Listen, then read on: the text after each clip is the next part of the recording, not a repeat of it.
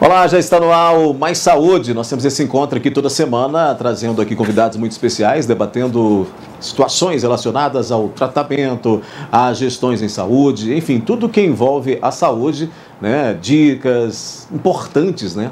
Para o desenvolvimento, dicas importantes aí para você se cuidar muito bem. Mas saúde tem esse papel, né? De falar de diversos assuntos variados aí, trazendo para você. E você pode participar, viu? Nosso telefone está na tela, vai entrar na tela agora, é 3821-4488. Você pode ligar para a gente nesse telefone, 3821-4488, ou você pode mandar a sua mensagem através do nosso WhatsApp, que é o 99947-4515, que também está aí, ó, na tela, para você poder participar. Aí você vai mandando o seu questionamento, o seu posicionamento, vai participando e, na medida do possível, eu repasso aqui para os nossos convidados, que vem aqui enriquecer tanto o nosso programa. O programa é feito assim interativamente, eu sempre digo que é muito bacana, então participe você também. Antes de começar, deixa eu mostrar esse arranjo maravilhoso de flores que está aqui do meu lado, enfeitando o nosso estúdio. O Vinícius vai focar aqui para a gente poder mostrar aí para você. Olha só, põe aí para a gente, Vinícius. É Vinícius 1 e Vinícius 2, né? Aí você vê aí uma orquídea, né? Uma flor orquídea lá da Apollo, que deseja aí a todos um abençoado ano novo. Um abraço para a Lourdinha e toda a equipe dela lá, deixando o nosso estúdio belíssimo. Olha essas cores, né? Maravilhoso. Fica mais gostoso assim, né? O programa com esse clima e com essas maravilhas lá da Apollo. Olha, vamos lá então. Hoje a gente vai falar de diversos assuntos. Entre eles, já está aqui comigo o ex-coordenador do SAMU, Dr. Alexander, que veio nos visitar hoje para a gente falar justamente desse assunto, dessa sua história no SAMU e desse seu, agora, ex-cargo, né? Tudo bem, doutor? Seja bem-vindo. Boa tarde. É com grande prazer que eu estou aqui, né, podendo dirigir a população aqui de Patos. Falo assim, né, estou deixando, agora já deixei a coordenação, a partir de agora outro colega assume meu lugar e é o ritmo natural das coisas, né, que vão acontecendo. Nova administração, muda-se, né? Novos objetivos, vamos dizer assim, né? É um cargo comissionado, portanto, é o prefeito que decide, né, e ele vai indicar a pessoa que vai cumprir os objetivos que ele pretende em relação ao SAMU. Agora, você tem uma história muito longa com o SAMU, né? Uma história de anos, não só coordenando, como ali trabalhando juntamente com o SAMU, né? Com certeza, né? Hoje o SAMU de Patos de Minas já tem 16 anos, né? É um dos primeiros SAMUs que já existiram no Brasil, começou em 2005, né? 2004, aliás, no final de 2004, e é um SAMU que tem sempre, assim, sendo um SAMU de destaque. E eu, assim, me sinto muito lisonjeado de participar da história desse SAMU, né? Eu trabalho nesse SAMU desde 2015, então eu já tenho aí 15 anos de história dentro desse SAMU, 2005, né? 2015 não, 2005, 15 anos participando desse SAMU, e desde 2009 eu tenho participado diretamente na gestão desse SAMU. Em 2009 eu assumi como coordenador geral. Ainda ele era terceirizado, na época era Consebras. Foi uma das primeiras crises que nós tivemos, porque o SAMU ali, houve mudanças durante o protocolo federal e não podia existir mais SAMU terceirizados. Então, praticamente, ele ia ser extinto e nós conseguimos, como diz, recriar o SAMU em 2010, colocando aí para toda a população a permanência desse serviço, que eu acho que ele é de excelência. Fiquei até 2012, já sou tutor do Ministério por concurso desde 2010 também, e permaneci até 2016. E em 2016 eu deixei a tutoria e reassumi o cargo de coordenador, que eu fiquei até agora, no final de 2020. Então, como coordenador geral, eu tenho 8 anos e eu tenho pelo menos 12 anos de história dentro da gestão desse SAMU de Patos de Minas. Doutor, tem umas atividades que o SAMU realiza, além desse atendimento, além desse socorro, né, que é realizado pelo SAMU, umas atividades muito interessantes, como, por exemplo, o SAMUzinho, né? O SAMUzinho é um projeto muito bacana. Ele deve continuar, mesmo com outra gestão? Olha, eu não posso afirmar isto, né? Eu espero que haja sempre investimento, porque qual que era a ideia do SAMUzinho? A ideia é criar um serviço que leve à população noções de primeiros socorros, né? É uma coisa hoje que é muito importante. Nós temos na nossa história do SAMU, e muito grata por sinal, um aluno nosso, né, aprendeu as noções e ele sofreu um acidente do trabalho aqui numa fazenda aqui próxima. E quando nós fomos resgatar, ele só foi possível resgatá-lo com vida, porque na hora que ele sofreu o acidente, ele tinha sido instruído de como proceder. E ele já mesmo, tinha uma noção de como fazer. E ele mesmo orientou os colegas dele, falando, não, vocês não vão me tirar daqui, vão segurar desse jeito, de modo que quando a equipe do SAMU chegou, foi possível resgatá-lo com vida e ele ficou sem nenhuma sequela, senão ele teria morrido. Então, reflexo desse aprendizado, né? Desse aprendizado. Então, isso é uma demonstração cabal do quanto que é importante, não só nós médicos ou a equipe, né, que trabalha no SAMU, ter esse conhecimento. A população precisa muito disso. Então, não adianta a gente ter uma equipe de socorristas altamente qualificados, sendo que a população em geral precisa ter, é lógico, não o mesmo conhecimento, mas uma noção muito boa disto. Porque é isso que vai fazer diferença entre a vida e a morte. Então, eu classifico esses tipos de serviço igual o SAMUzinho, treinamentos, capacitações que o SAMU faz. O SAMU também fez, né, nós firmamos um convênio com a Unipam em 2012. A partir desse convênio, criou-se aquela sede que está hoje lá no Centro Clínico Universitário da Unipam. Sim. E esse convênio fez com que a faculdade, os estágios dos alunos de medicina, desde aquela época, né, já frequentassem o SAMU. Certo. Então, os alunos de medicina também são treinados pelo SAMU. Então, veja a importância. O SAMU não é só socorrer, é levar também esse conhecimento não só para a população, como até para os próprios médicos que compõem a nossa sociedade. E eu acho que isso é fundamental em todos os aspectos. Todo esse trabalho que é realizado, e aí tem uma questão também que a gente precisa avaliar, que é um período maior, né, de sua permanência frente ao SAMU, ele deixa um legado, né, doutor? Ele inevitavelmente vai deixar aí um legado para os novos gestores, para o futuro do SAMU em Patos, né? Graças a Deus, eu estou saindo, mas no momento assim, eu posso dizer com orgulho que hoje o SAMU de Patos de Minas é um dos melhores SAMUs do Brasil. Não estou falando só de Minas Gerais, não. Né? Nós agora, recentemente, inauguramos um objetivo que era muito longo nosso, que era o sistema digitalizado de atendimento. É um sistema totalmente novo, né, em que hoje, quando você liga para o SAMU, automaticamente a sua ligação do celular é transferido, já é feita a localização do seu celular, então já passa a ter um direcionamento no mapa da onde a pessoa está ligando, porque tudo bem, você está na cidade, ocorreu um acidente aqui na Major Gótico com a Farnese Maciel. Você sabe ali o ponto onde referenciar. Agora, ocorre um acidente lá na Fazenda Paraíso dos Cachetos. É uma fazenda enorme, que pega os dois lados da rodovia. E aí, para achar essa vítima, qual a referência que a pessoa vai dar? Um pé de goiaba, um pé de banana? Não tem como. Então, aí, esse sistema permite fazer um rastreamento por satélite, e isso é repassado digitalmente para o navegador do condutor. Todas as ambulâncias agora são dotadas de um tablet ou de um smartphone, e esse smartphone recebe automaticamente, ele já recebe a ligação com a localização e até com o melhor caminho para atingir. Então, o que isso representa? Não há perca de tempo para você localizar tanto o endereço como existia antigamente. Né? Então, isso já é um grande avanço. Tudo agora, além da gravação da chamada, todo atendimento é também registrado.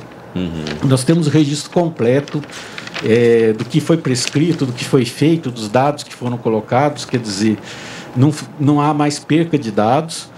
E o melhor de tudo, nós já podemos acionar tanto o hospital, que já ficar preparado para aquele atendimento. Então, tudo isso indica uma melhoria nossa, né? E era uma grande inspiração. Agora, não é só isso que nós estamos entregando hoje, não. Outro legado, muitas vezes nós sofrimos aqui com falta de viaturas.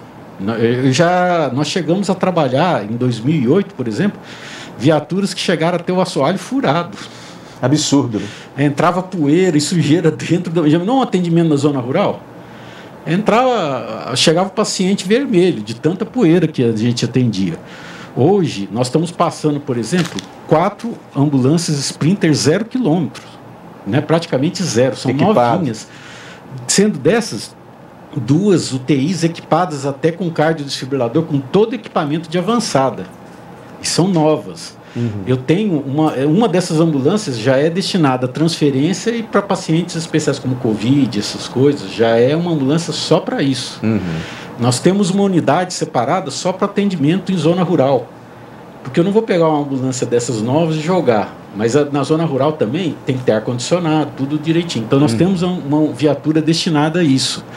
Nós temos 3 viaturas destinadas à reserva. Ou seja, qualquer pane mecânica que der, eu não vou ficar sem atendimento, porque essa ambulância tem uma substituta para ela prontinha para isso. Tanto que a gente introduziu desde 2017 um sistema diferente, diverso do que é do SAMU. Nós criamos um cargo que é tipo um coordenador de frota interno nosso do SAMU. E o que nós conseguimos com isso? Hoje, além de ter as ambulâncias novas, nós não paramos o atendimento por falta de viatura, em hipótese nenhuma, né? Isso já tinha acontecido muito antes. Chegou a ser um problema, né? Chegou a ser um problema muito grande. Hoje isso não existe mais. E a outra coisa, redução de custos. Você vê o que é uma medida preventiva. Nós fizemos o levantamento para o Estado hoje, cada ambulância que os outros consórcios têm, custa em média 30 mil por mês de manutenção. As nossas ambulâncias hoje no SAMU custam 2 mil por mês. É uma redução assim, de custos e benefícios muito grande para a população. Doutor, a Laura está participando aqui conosco, ela está perguntando se o senhor deixa o SAMU, mas deixa a direção, mas se continua o atendimento no SAMU ou se afasta de vez? Não, eu sou efetivo, né? Eu vou continuar ainda fazendo plantão. Tá certo que... Continua como médico. Como médico eu continuo. Eu já tenho o meu tempo como diz, até para aposentar há algum tempo.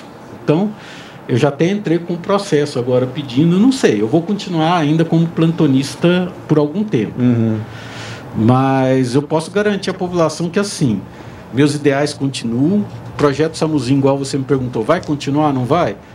Eu trabalho agora em outros setores, quer dizer, não vou parar de trabalhar, vou trabalhar em outros setores e já estou conseguindo negociações, talvez não através do SAMU, mas esses projetos eu estou pretendendo continuar com eles através de outras instituições que prestam serviços sociais à comunidade, né? E eu quero ver se eu não deixo isso morrer, porque esse benefício para Patos não pode ser perdido. Então, não interessa quem faça. A gente não pode deixar de fazer, porque isso é muito importante. Deixa eu fazer uma parada rápida. Eu estou aqui conversando com o doutor Alexander, né, que ex-coordenador do SAMU, que veio hoje aqui para a gente falar desse período dele, desses anos, né, à frente do SAMU, trabalhando e coordenando, e também dessa saída dele, então, do órgão agora. Vou fazer um intervalo rapidamente e volto já.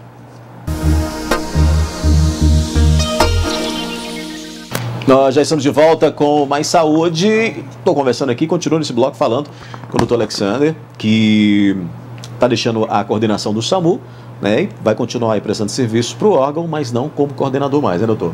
Essa é Exatamente. Já está tudo certo coordenado. Ou descoordenado, né, até porque o coordenador, se deixou o SAMU, teremos outro coordenador lá, né? Doutor, essa 2020, um ano muito atípico, né, por causa da Covid-19. Como é que foram esses trabalhos? Porque a equipe toda, todo o pessoal da ponta, da frente, né, de trabalho na área da saúde, fica muito exposto. Como é que foram esses trabalhos aqui com as equipes do SAMU nesse ano de pandemia, que também não acabou, continua, né? Eu até quero aproveitar e tecer um grande elogio e agradecer aos profissionais de saúde geral da linha de frente, né? Minha equipe, principalmente, todos eles tiveram que enfrentar uma situação terrível, porque... Teve casos lá? Teve. Nós tivemos vários casos, não foi pouco não, já chegou a atingir quase 40% da nossa equipe. E tivemos gente que teve casos leves, né, mas teve muitos casos mais graves. E, por exemplo, nós temos hoje cerca até de muitas pessoas. Assim, nós tivemos um profissional que teve esse Covid há mais de 90 dias e até hoje não pôde retornar ao trabalho devido às sequelas disso. Então, quando a gente analisa esse fato, você vê que é muito complicado para uma equipe igual o SAMU, que é uma linha de frente, porque nós não atendemos só a pessoa no hospital, nós atendemos a pessoa em casa, na rua. Então, a nossa exposição é muito grande. Quando você vai atender um politraumatizado, lá ferido, a pessoa está perdendo sangue, tem secreção, ele não consegue usar máscara. Como é que você vai pedir que um cara que está inconsciente ponha máscara? Então você acaba se expondo de uma maneira muito maior do que o normal. Então, é lógico que isso repercutiu na equipe. Nós tivemos até membros que ficaram com medo, né, de sair para trabalhar. Falou, eu tenho família em casa, tem gente de idade. E é natural esse medo, né? Toda a população fica, né? E é por isso que eu até quero destacar, porque esse trabalho, né? É um trabalho que, mesmo sendo uma obrigação, uma coisa normal deles, é acima do que a gente pede para qualquer profissional. Porque uma coisa é você trabalhar no escritório e falar, o escritório vai ficar sem funcionar porque tem risco de pegar Covid, o povo espera um pouco. Agora você não vai pedir para o infartado, né, esperar com o infarto até passar a pandemia. Não tem como. Então a nossa equipe continua atuando, não para e socorrendo vidas, mesmo às vezes pondo a nossa vida em risco. Então é um trabalho assim excepcional de toda a equipe de saúde, não só do SAMU, como de todos os setores diferentes da saúde. Situação que só vai mudar quando tivermos imunidade. Olha, doutor, deixa eu chamar aqui, está conosco via Skype, direto da França, a Fernanda Gonçalves, que mora há bastante tempo na França e que vai conversar com a gente aqui, comigo e com o senhor também. Olá, Fernanda, tudo bem? Você me ouve? Olá, Aldair, tudo bem? Que bacana. Fernanda, como é que está a situação aí na França hoje, né, nesse início de ano novo? Porque nós temos aí a boa parte da Europa já vacinando, e aí a França, como é que está a situação? Olha, Aldair, a primeira vacinação aqui aconteceu no dia 27/12, né, numa senhora de 78 anos, mas a grande vacinação em massa mesmo aconteceu ontem.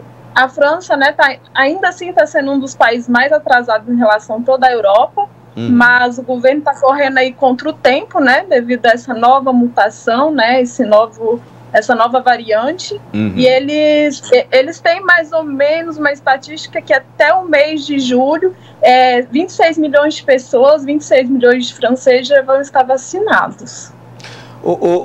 Fernanda, a gente tem aí informações que chegam, né, pelas agências de notícias de que na França a resistência por parte das mulheres é maior com relação à vacina. Você percebe isso aí, não?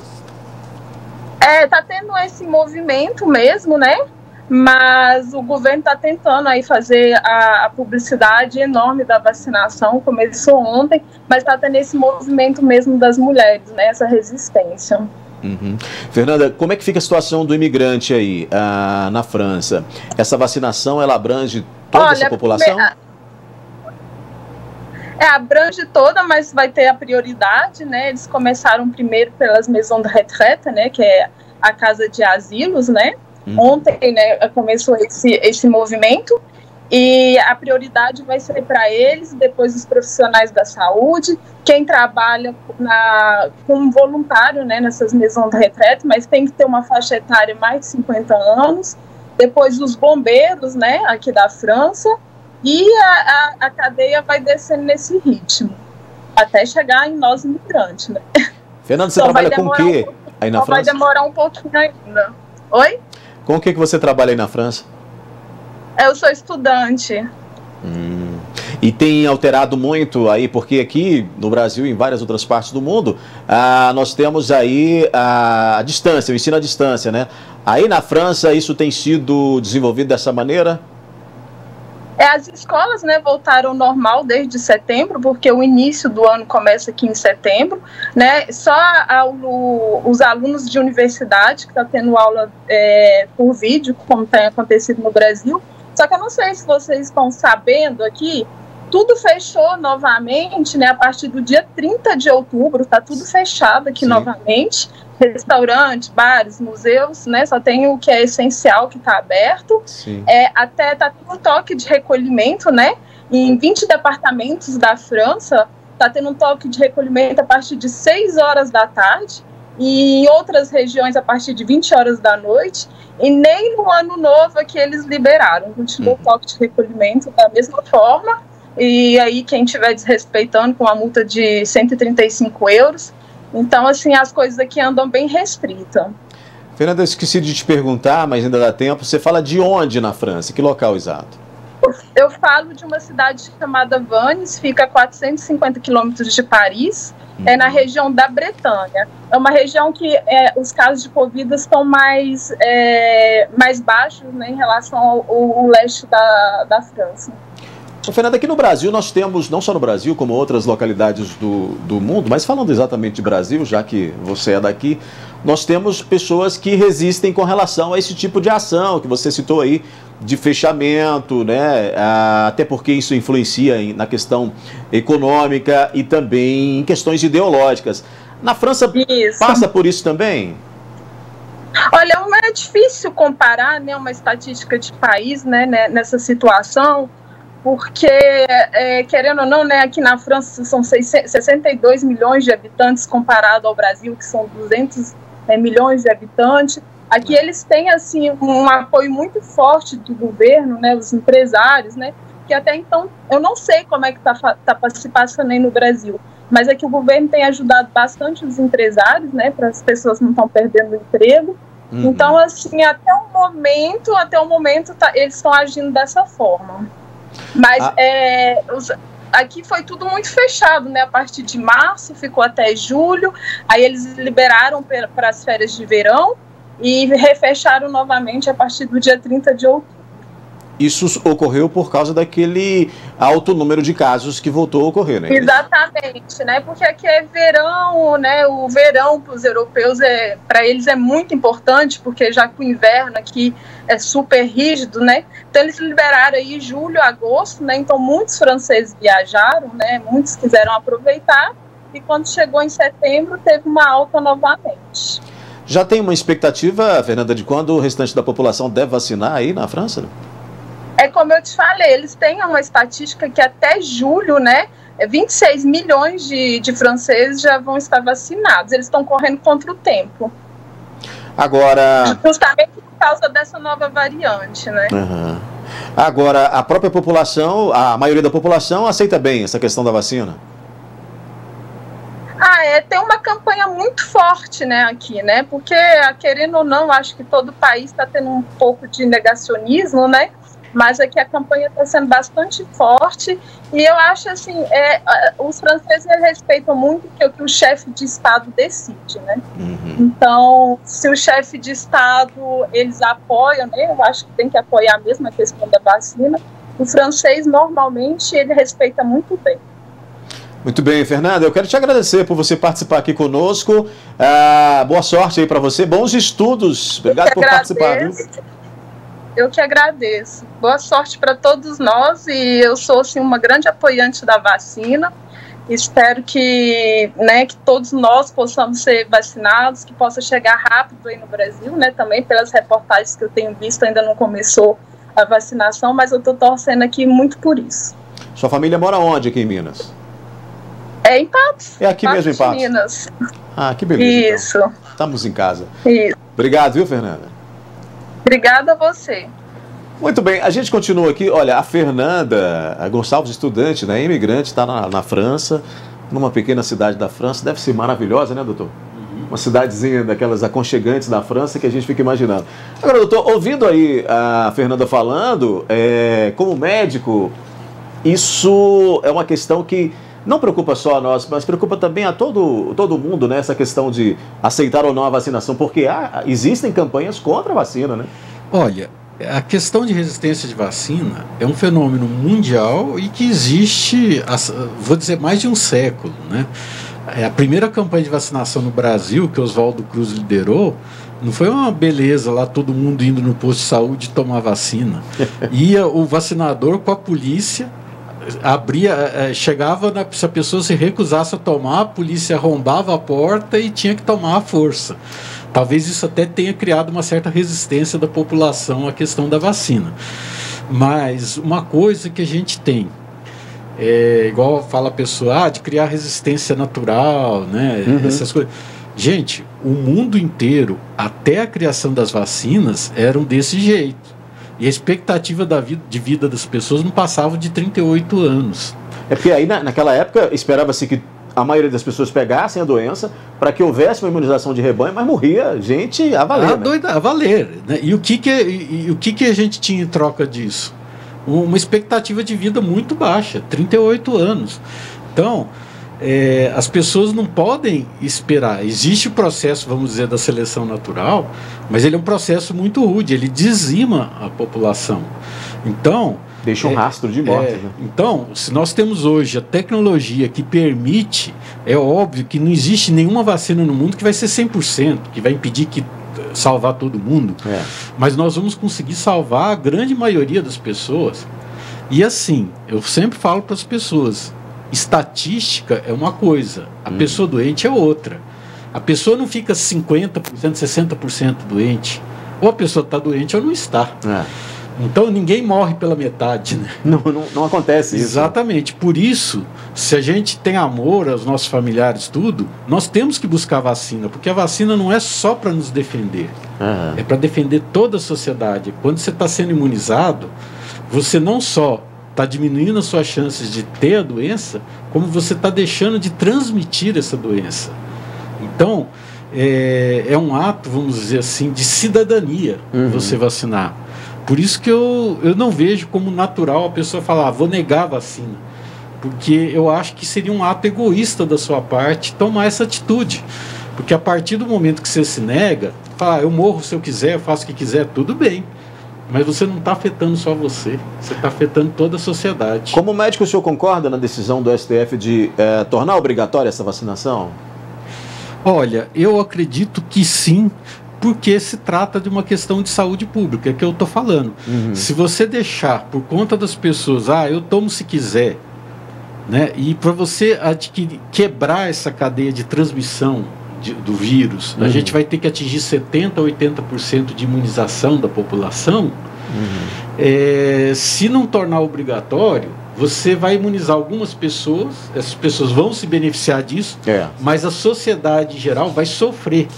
E é igual aquela história, não é uma coisa que envolve só a sua vida. Quando você está negando a tomar vacina, você está causando prejuízo para outras pessoas. E eu acho que isso dá direito ao STF de intervir e colocar essa obrigatoriedade por um bem maior. Por um bem maior, porque existem milhões de vidas em jogo, né?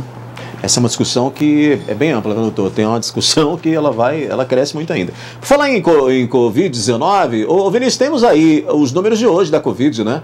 Para aproveitar que o doutor... Hoje eu vou explorar ele aqui, já que ele está deixando a coordenação do SAMU, eu vou explorar a presença dele aqui, o doutor Alexander, que é sempre muito solícito e nos atende muito bem. Doutor, nós temos aí na tela os números de hoje da Covid-19, subiu, né, para 102 o número de pessoas que perderam a vida para a doença em Patos de Minas. Foi informado que trata-se de um homem de 46 anos, que faleceu no dia 27 de dezembro, né, semana passada, no caso, já é ano passado. E essas informações estão aí, no boletim desta terça-feira. Observa ali, doutor, que esse levantamento está apontando que 67 novos casos, isso em comparação a ontem, ou seja, em 24 horas, 67 novos casos da doença foram confirmados nessas últimas 24 horas, o que elevou para 4.348 no município o número de infectados, né? Isso desde o início da pandemia. Até o momento, a gente tem que dizer isso também, até o momento 3.977 pessoas conseguiram se recuperar da enfermidade, o que indica aí um percentual de cura em Patos de Minas, hoje em 91,45%. O boletim mostra ali também, é possível ver, que 19 pacientes estão internados na rede hospitalar privada e pública. Desse total aí, a gente vê que 5 pacientes estão em leitos de UTI, enquanto outros 14 estão em leitos clínicos. E pelo menos, ali pelos números, pelo menos 250 pessoas que tiveram diagnóstico positivo para o coronavírus conseguiram se recuperar, aliás, estão se recuperando em casa. São aqueles casos que não agravaram, né, doutor? São aqueles casos que tiveram o contato, mas podem ficar em casa, né? Mas é importante observar que, principalmente até na rede privada, né, há uma ocupação muito grande de UTI. A gente tem que entender que a mortalidade do coronavírus não depende só do vírus. Que se você for pegar isso, igual quando começou o surto, né, de coronavírus, a pandemia, os médicos vinham e falavam, não, coronavírus é melhor do que gripe, porque é 0,05% de chance de morrer com isso lá em março, né? Isso no começo. Aí, de repente, veio o surto, pegou todo mundo e veio essa quantidade de mortos. Por que é que aconteceu isso? É porque o vírus é mais bravo do que se imagina? Não. É porque, quando a gente fala em pandemia, surge um outro fator na balança, que é a capacidade de atendimento hospitalar de uma cidade, de um país. Então, às vezes a doença, quando tratada precocemente, bem tratada, a tendência de evolução do paciente é benigna. Então, o índice de mortalidade é menor do que 1%, é 0,5%. Né? Agora, quando você começa a ter pessoas infectadas, agrava a doença, né? Como muita gente aí chega com uma tossezinha, vai fazer tomografia, está 80% do pulmão tomado. Se essa pessoa não tiver um leito, uma referência para ser atendida, a mortalidade aí dos 0,5% vai subir para 20%, 30%. Porque toda a estrutura hospitalar está preenchida. Está comprometida, né? E falta remédios, falta equipamentos. Então, quando a gente fala em pandemia, a estatística é diferente. Você não pode ver isoladamente, aquele vírus só vai matar 0,5%. É muito grande essa questão da necessidade da estruturação.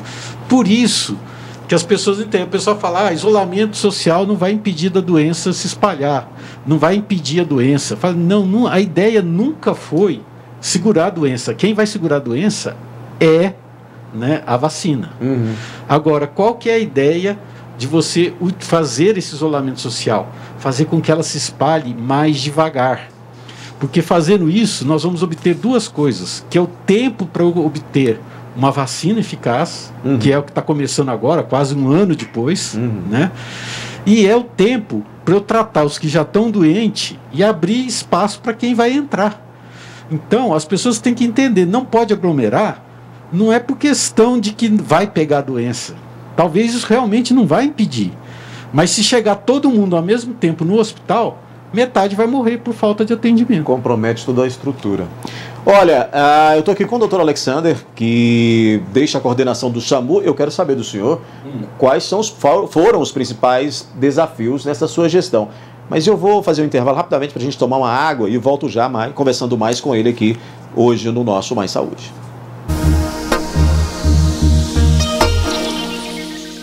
Estamos de volta com Mais Saúde, continuo com o Alexander Gonçalves, ex-coordenador do SAMU, médico, que aqui hoje bate papo conosco. Doutor, um sonho antigo de toda a região é o SAMU macro, né? Que era o Noroeste. Isso não ocorreu ainda, né? Você acha que está longe disso acontecer ou depende muito de representatividade política? Olha, antes de tudo é óbvio que isso depende de vontade, não é representatividade só não, vontade política também, né? O SAMU macro-regional, né, que é um sonho até para a região, que eu acho que é uma necessidade, porque nós somos uma região muito extensa, né? Nós temos aqui um território enorme e cidades pouco povoadas. Então, o que a gente percebe? São cidades pequenas que precisam de uma infraestrutura maior. Só que, justamente, apesar da necessidade maior, isso é um grande empecilho, porque o custo proporcional, quando a gente fala em custo do SAMU, é custo por habitante, é proporcional ao número de habitantes. Certo. Se torna caro, porque você pega uma região igual a nossa, que é o dobro do tamanho da região de Uberlândia, né, que é o Triângulo Norte, e nós temos menos da metade da população deles. Então, quando você pega uma cidade igual Uberlândia, que tem estimado 700 mil habitantes, na realidade, com população flutuante, tudo chega a quase uns 900 mil, a nossa região toda beira 700. Então, uma cidade do Triângulo Norte tem toda a nossa região. E nós temos o dobro do território. Então, quando a gente fala em dar cobertura a isso tudo, o custo é dividido per capita. E aí o custo na nossa região é um custo mais alto. Né? Uma coisa é você atender 700 mil dentro de uma cidade. Outra é 700 mil... rodando, né, a região inteira, né? Com 14 milhões, né? 14 mil quilômetros. Daqui até lá para o lado de Unai... João Pinheiro, né? O maior município, né, de Minas Gerais, pertence à nossa regional. Então, quando a gente fala nessa situação, isso se torna difícil. E aí entra aquele velho problema. Patos é um SAMU pequeno que foi constituído municipal e que nem existe mais. Hoje o governo federal não abre mais SAMU municipal. Não tem mais, não tem. A partir do momento que fechou o SAMU municipal, acabou. Vai ser sempre regional, não vai Daí existir. a importância de preservar, né? Exatamente. Então, quando a gente fala numa regionalização, o que acontece?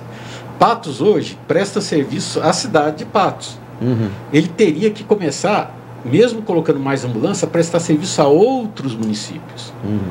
E aí os problemas. Primeiro, que quer queira ou não, vai criar um déficit, quer dizer, vai haver uma diminuição da cobertura de Patos.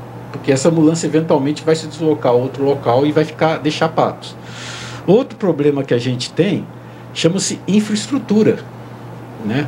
Hoje, o Patos ainda não tem nem definido a questão do hospital municipal e um monte de coisas. Uhum. Então, quando a gente fala onde vão parar esses pacientes, porque tudo bem, você quando fala num paciente grave que sofreu um acidente, vamos dizer, lá no Carmo do Paranaíba, é óbvio que a referência dele vai vir para o hospital regional, uma neurocirurgia de urgência. É. Agora, quando você fala de uma perna quebrada, que é só engessar e colocar no lugar, a partir do momento que você cria uma estrutura regional e não cria uma infraestrutura lá para resolver esse problema, que dá para resolver nessa cidade, o que acontece? Eu vou começar a trazer de lá para cá pacientes que não necessitariam. E aí eu vou sobrecarregar essa estrutura. Além do custo, né? Além do custo. Então, tudo isso tem que ser pesado, tem que ser medido. Por isso que tem que ter realmente essa vontade política de assumir essas questões, porque você vai enfrentar muitos interesses. Uhum. E eu sempre briguei muito que o SAMU é um atendimento diferenciado. Né? Nós não chegamos, colocamos o paciente na ambulância e saímos correndo. Nós chegamos lá, vamos dar um atendimento. Um atendimento do SAMU é caro. Uhum. Né? Hoje, uma ambulância do SAMU para deslocar para um atendimento custa quase R$1.000 em termos de custo para nós. Eu falo, estou saindo, mas eu sempre eu levei isso na ponta do lápis. Né? Uhum. Então, você pensa, uma coisa é você gastar R$1.000 para atender uma pessoa que está lá toda arrebentada, morre ou não morre. Outra coisa é você gastar lá R$1.000 para carregar a pessoa que só, como diz, fez um corte no dedo, né, para levar para o hospital. Que as pessoas não querem saber disso. Quer a ambulância do SAMU para levar lá para o hospital. Seja até porque é para passar na frente na fila.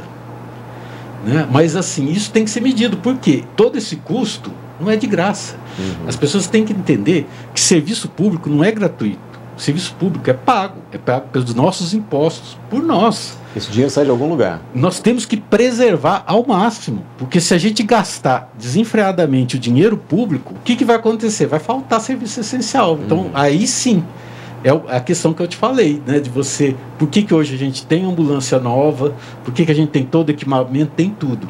Você tem que gerir o patrimônio de modo que você tenha lucro, não lucro no sentido financeiro, lucro no atendimento, lucro na qualidade de vida, lucro na responsabilidade nossa com os pacientes. Então, isso é que é o fundamental na gestão do serviço público.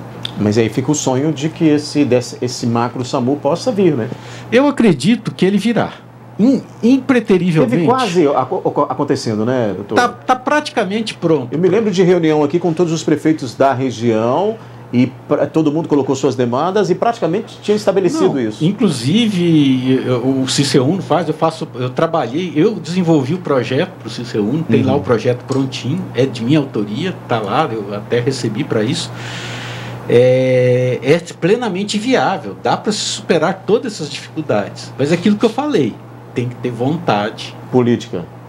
Sem isso não vai nada para frente. Deixa eu fazer uma parada rápida novamente aqui no nosso programa. O papo aqui está fluindo, hein? Eu volto já já com ele, conversando mais com o Dr. Alexander Gonçalves, que traz aí as informações para a gente, deixando agora a coordenação do SAMU.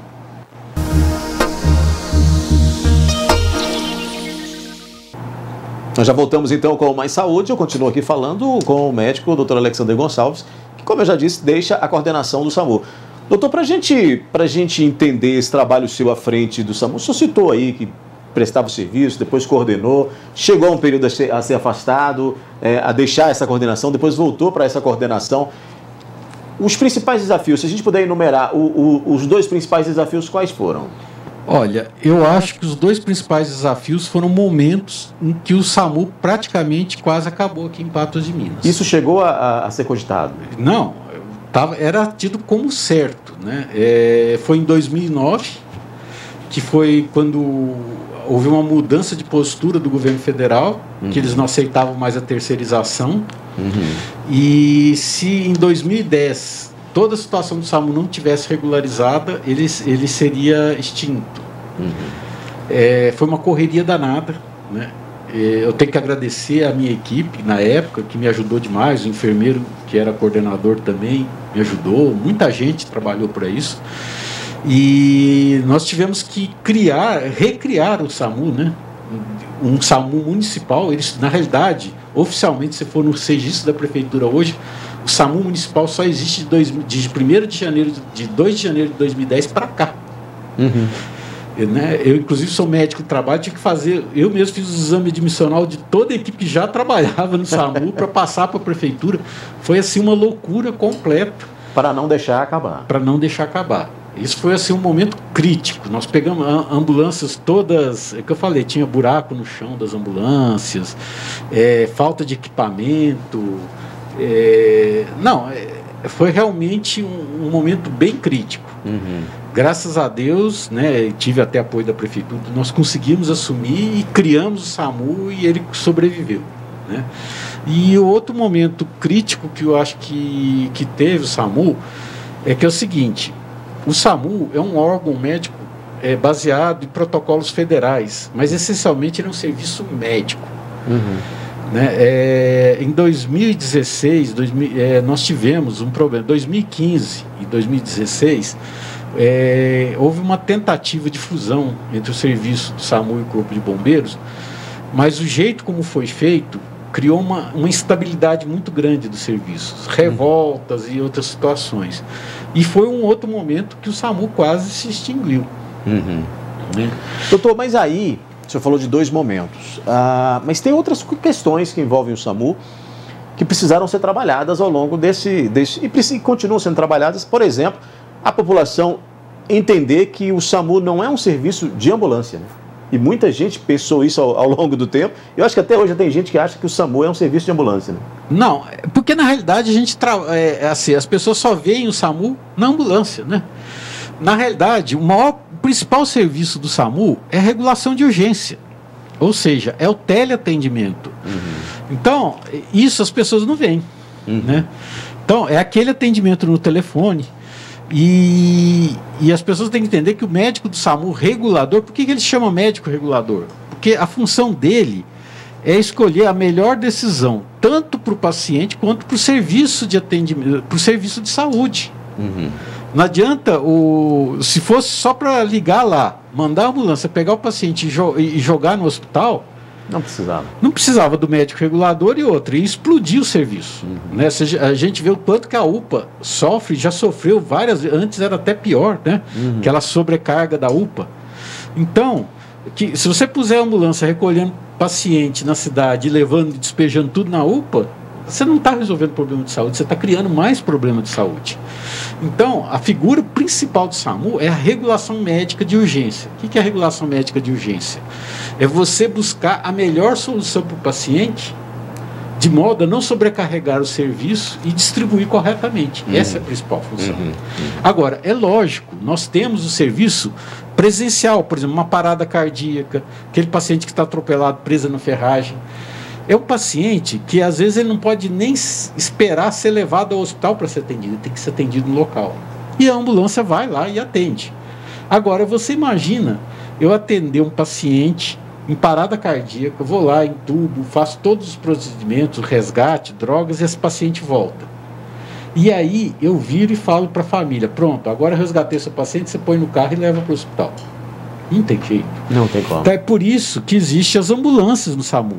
Entenda bem, a ambulância do SAMU não é para transportar paciente, fazer táxi, vamos dizer. É para carregar esse paciente grave que, após ser estabilizado, precisa de um transporte, tipo uma ambulância UTI, para chegar até o hospital.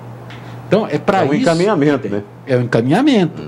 Esse paciente, sim, tem prioridade, precisa desse encaminhamento de urgência. Doutor, é isso. Para a gente, então, finalizar, nosso tempo está praticamente esgotado. Eu estou deixando a coordenação do SAMU. Primeiro, já quero agradecer por o senhor ter vindo aqui. Fica a sensação do dever cumprido nessa saída da coordenação do SAMU? Eu fico muito satisfeito em dizer que eu acho que foi amplamente cumprido. Hoje, praticamente todos os meus objetivos foram atingidos. Então, a gente deixa o SAMU hoje um SAMU organizado, orquestrado, que funciona direitinho. Desejo boa sorte para o meu sucessor, que ele consiga continuar com esse caminho, né? Que continua, porque a população de Patos merece isso, é uma coisa que é para a população. E só quero pedir, assim, fazer um grande agradecimento, não vou citar nomes, mas toda a equipe que sempre trabalhou e trabalha comigo, sabe? Isso é uma construção, esses anos todos, eu acho que eu tive sucesso nessa gestão, graças ao apoio de muita gente que esteve e está até hoje lá no SAMU. Então, eu quero deixar, assim, uma mensagem muito especial. Essa conquista não foi só minha. Primeiro, que eu acho que é da população de Patos, porque hoje Patos tem um serviço de primeiro mundo à sua disposição. São poucas as cidades que têm uma estruturação de serviço móvel de urgência igual tem Patos. Então, é uma recompensa. E outra coisa é o esforço e o trabalho dessas pessoas que foram muito importantes. Eu quero agradecer de coração, porque não dá para construir isso tudo individualmente, tá? Isso é um trabalho... Meu trabalho de coordenação é orquestrar, é organizar isto. Mas se não tiver a colaboração da equipe, não daria nada certo. Disso vai dar certo. E quero fazer também o agradecimento da NTV, que vocês acreditem ou não, vocês fizeram uma parte importante de toda essa organização. A ida de vocês, né? A cobertura, o esclarecimento. Muitas vezes, né, nós viemos aqui e passamos informações importantes para a população, a aproximação para a população. Outra coisa que as pessoas têm que entender, o órgão público não tem que ser a parte da população, ela tem que estar junto da população. E a imprensa é o órgão que traz isso mais próximo possível da população. Então, também um agradecimento muito especial a todos vocês, porque realmente é um trabalho diferenciado. Eu acho que a NTV, com tudo, ela sempre investiu, ela tem esse foco, né? Foi uma parceria bacana, hein, doutor? Uma parceria excepcional. Mas aí já fica o convite para o senhor voltar, não só para falar de SAMU, mas de saúde, né? Em outras oportunidades, uma vez que o senhor é médico e que nós já temos essa parceria já adquirida. Muito obrigado por ter vindo, viu? Obrigado a todos e desejo a Patos que nós tenhamos um ano de 2021 com muitas realizações, que consigamos essa vacina, que essa pandemia deixa a gente sossegado um pouco, né? Porque já está cansativo. Chega, né? Falar de coronavírus. E que a gente possa ter prosperidade mesmo. Isso aqui é importante, muita saúde e paz para todo mundo. Muito obrigado a todos. Muito bem, conversei com o Dr. Alexander Gonçalves, médico que deixa a coordenação do SAMU, mas que trouxe aqui um conteúdo especial para a gente, falando de Covid-19, falando aí da questão de vacina, falando dessa questão do contágio. Espero que você tenha gostado do conteúdo preparado para você. Tivemos também participação de uma patente que está na França, conteúdo pensado em você realmente, hein? O Mais Saúde fica por aqui, mas volta semana que vem. Até lá.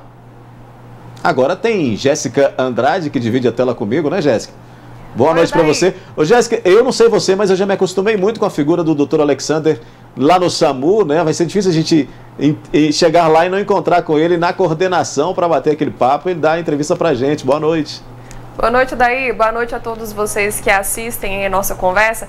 Com toda certeza, Odair, Dr. Alexander é um profissional exemplar. Eu estive lá na semana passada também, a gente gravou com ele, então possivelmente era a última entrevista que a gente fez lá com ele no SAMU como coordenador, né? Pois é. Mas realmente, um ótimo profissional, ele sempre foi muito solícito, prestou todas as informações, né? Principalmente questões de saúde, que é tão importante a gente se prevenir. Foi uma parceria bacana, né, Jéssica? Jéssica, eu vou deixar então você comandar por aí o NTV News. Eu já invadi um pedacinho do NTV News aí, mas a gente se encontra e olha, eu tô aqui, vou continuar daqui e vou assistir você, viu? Combinado, deixa comigo que a gente tem muita informação.